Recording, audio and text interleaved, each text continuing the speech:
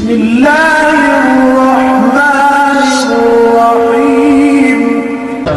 سیدہ کے ذہن میں ایک بیت بنا. توجہ. اب اللہ جانے چادر کتنی بڑی تھی میں نہیں جانتا. اب چادر جتنی بھی بڑی ہو اس میں اگر 5 لوگ بیٹھے تو کہیں نہ کہیں سے سرک جاتی ہے. توجہ ہے نا.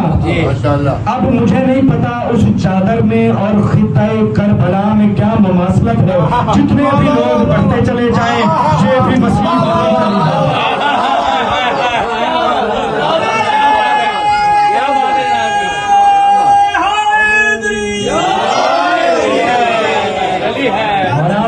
کیا بات ہے جناب. ان ایام میں اگر یہ بات نہ سمجھے تو پھر کیا بات ہے. سبحان اللہ سبحان اللہ.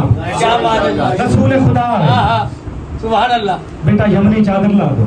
بی بی نے چادر لا دی. نبی چادر کے اندر. جی. کچھ دیر کے بعد سرکار حسن آئے. جی. اما انی شمع کرائے حکم طیبتا کہ خوشبو آ رہی ہے نبوت والی. کیا نانا گھر میں ہے؟ بیوی نے کہا ہاں تمہارے نانا اس چادر کے نیچے ہے. شہزادہ چادر کے قریب آیا اجازت مانگی چادر کے اندر چلے جائے. کچھ دیر کے بعد سرکار علی آئے. علی نے بھی آگے کہا مجھے خوشبو آ رہی ہے. بیوی نے کہا ہاں چادر کے نیچے ہے. علی بھی چادر کے اندر چلے گئے. جا کے چادر کے قریب ہر معصوم نے اجازت مانگی. اجازت ہے چادر میں آ جائیں. نبی نے کہا بسم اللہ آ جاؤ. اب کچھ دیر کے بعد سرکار حسین آئے. سب نے آ کے اجازت مانگی. سب کو نبی نے اجازت دی اور اجازت دے کے کیا کہا اے میری آنکھوں کے نور آ جاؤ. میری آنکھوں کی ٹھنڈک آ جاؤ. میرے قلب کے سکون آ جاؤ. لیکن جب حسین پہنچے تو بات بدل گئی. آواز دے کے کہا نانا اجازت ہے چادر کے اندر آ جاؤں. میرے نبی نے کہا اے شافع امت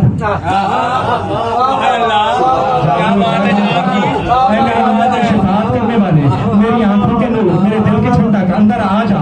اب کچھ دیر کے بعد بیوی چادر کے اندر آئی. اب نہ کہنے کا حق رکھتا ہوں نا.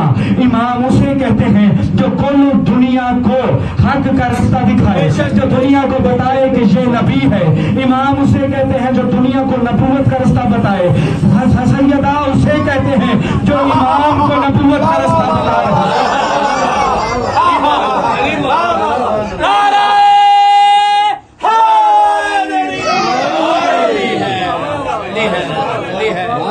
بلند صلوات.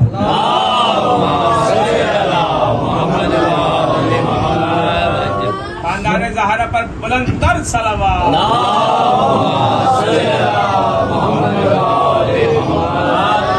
سبحان اللہ. یہ حدیث قصہ نازل کیوں ہوئی سبحان اللہ. نہیں ارادہ بتا دوں ماشاءاللہ. کہیں تو بات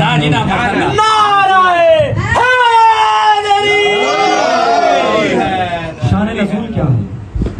شان نزول یہ ہے ایک دن پہلے آیت تطہیر کے نازل ہونے سے ایک دن پہلے کوئی قافلہ آیا. نبی سمجھاتے رہے نہیں سمجھا. اٹھ کے جانے لگا. ادھر سے حکم آیا انہیں نہ جانے دے.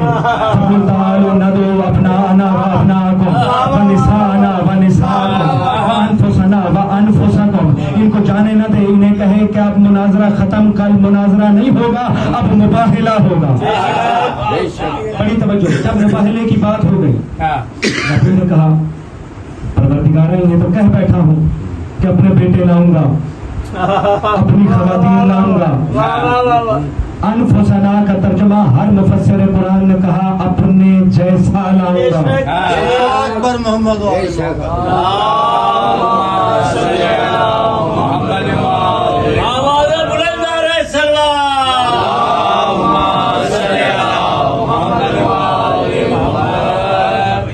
اب میرا وہ مجمع جو کل تھا وہ میری پہلی صف جو کل کی نماز میں تھی اسے دعوت فکر ہے. کیا کہا تم اپنے بیٹے لانا میں اپنے لاؤں گا. تم اپنی عورتیں لانا میں اپنی لاؤں گا. تم اپنے جیسے لانا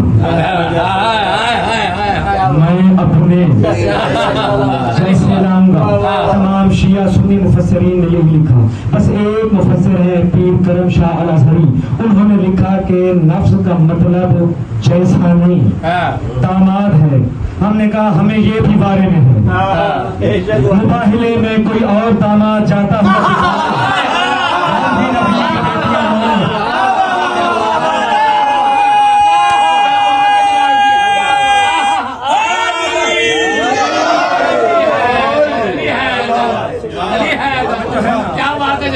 علی مولا یہ محبتوں کا ممبر ہے. آپ اعتراض کریں ہم کھلے دل سے قبول علی کریں. مولا کیا بڑی بات ہے توجہ. جناب کی.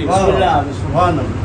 نبی نے کہا پروردگارا انہیں تو کہہ بیٹھا ہوں بیٹے لاؤں گا, عورتیں لاؤں گا, ہاں اپنے جیسے بھی لاؤں گا, ہاں بیٹے تو ہیں نہیں, جی کہاں سے لاؤں, عورتیں بھی نہیں ہیں. ہاں اب تم کہو گے کہ گھر میں بہت ساری تھی 9 یا 13, ہاں لیکن نساء کا ترجمہ اگر کرو تو نساء اس عورت کو کہتے ہیں جتنے عورت کے رشتے دنیا میں ہیں اور اس عورت کے ہوں, اسے عربی میں نساء کہتے ہیں.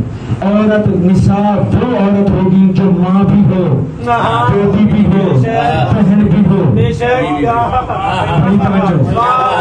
اب میں نے تو نہیں کہا اللہ کچھ لوگوں کو 5 رکھے, میں اس سے زیادہ آرام سے کہہ نہیں سکتا. توجہ ہے نا. اس نے کہا میرے حبیب گھبراتا کیوں ہے, اگر مشکل آئی ہے تو پھر درے مشکل کشا پہ آ, ہم انتظام کیے دیتے ہیں, ہم تجھے بیٹے بھی وہیں دیں گے. بڑی توجہ.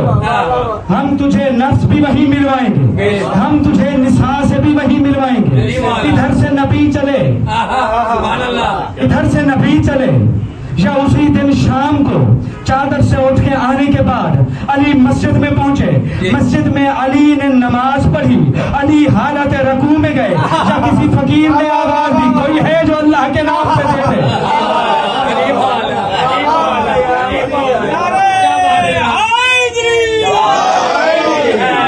یہ ایک ہی دن کے واقعات ہیں. چادر سے اٹھ کے علی مسجد میں آئے, علی نے نماز پڑھی, علی حالت رکوع میں پہنچے, میں نے ابھی آیت پڑھی ہے, فقیر نے آواز دی کوئی ہے جو اللہ کے نام پہ دے دے, کسی نے نہیں سنا. پھر کچھ دیر کے بعد اس نے کہا کوئی ہے, 3 مرتبہ جب جواب نہیں ملا اللہ کے گھر سے مڑنے لگا. اب میرا پہلا جملہ جس جس کے ذہن میں ہے اسے میں دعوت فکر دینے لگا ہوں, میرے ساتھ پرواز کرنا, اور کاش میرے پاس پر ہوتے تو میں کلندر بن کے پرواز کرتے ہوئے یہ جملے ایک ایک مومن کی جھولی میں تحفتاً پیش کرتا. اور بڑی توجہ چاہتے ہوئے کہتا ہوں, وہ کہہ رہا تھا کوئی ہے جو اللہ کے نام پہ دے دے. اب پلٹتے ہوئے فقیر نے کہا یا اللہ تیرے گھر سے خالی جا رہا ہوں, تیرے گھر سے خالی جا رہا ہوں, تیرے گھر سے. یا ادھر سے علی نے ہاتھ بلند کر کے کہا لے جا.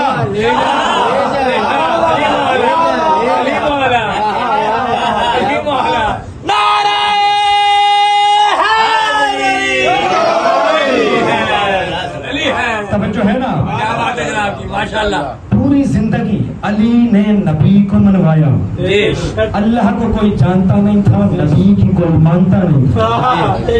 توجہ ہے نا. دعوت ذوالعشیرہ کے بعد عرب کے بدوؤں نے میٹنگ کیا کیا, چھوٹے چھوٹے بچوں کو قریب بلایا, بچوں کو بلا کے کہا کہ جب بھی محمد گلی میں نکلے تم ہاتھوں میں کنکریاں گٹھلیاں اٹھا کے جایا کرو, توہین مصطفیٰ کیا کرو. جب ابو طالب کو آ کے بھتیجے نے بتایا کہ میرے ساتھ یہ حال ہوا, نبی نے ابو طالب نے عرب کے سارے کافروں کو بلایا, ہر ایک سردار کو بلا کے کہا تمہارے بچوں نے یہ حرکت کی ہے, انہیں کہو آئندہ نہ کیا کریں. آ کر کہنے لگے ابو طالب بچے ہیں, جاگنا, کیا بات ہے جناب, کیا کریں, بچے ہیں, کیسے سمجھائیں, کوشش کریں گے کل سے روک دیں گے, لیکن تمہارا بھتیجا بھی تو عجیب عجیب باتیں کرتا ہے, اسے روک دے, وہ یہ باتیں نہ کیا کرے. بچے بھی ایسی حرکتیں نہیں کریں گے. بچے اسے دیوانہ بھی کہتے تھے, مجنون بھی کہتے تھے, نقل کفر نباشا. بڑی توجہ چاہتے ہوئے اب بچوں کی شکایت کرنے کے بعد جب انہوں نے کہا کہ ہم کیا کریں, بچے ہیں, ان کو روانہ کر کے ابو طالب نے اپنے ایک بچے کو بلایا.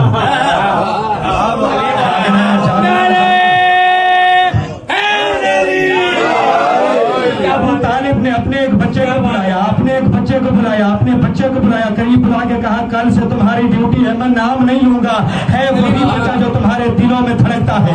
علی نے ابو طالب نے کہا اپنے بچے کو قریب بلا کے اپنے بیٹے کو بلایا, کہا کل سے جب تمہارا بھائی باہر جانے لگے تمہاری ڈیوٹی یہ ہے گھر سے کچھ کھجوریں اٹھا کے جیب میں ڈال لیا کرو, کھجوریں بھی کھاتے رہا کرو, گٹھلیاں جیب میں رکھتے رہا کرو, اور اپنے بھائی کے پیچھے پیچھے چلا کرو. کہا بابا گٹھلیاں جمع کیوں کروں, کہا جب ضرورت پڑے تمہیں سمجھ آ جائے گی. اب محمد گلی میں نکلے, ادھر سے کافروں کے بچے آئے, ادھر سے ابو طالب کا بچہ آیا, جس نے ایک کنکر اٹھایا, ادھر سے ابو طالب کے بچے نے گٹھلیاں اٹھا کے پھینکی. اب کسی کی آنکھ نہیں, کسی کے سر نہیں,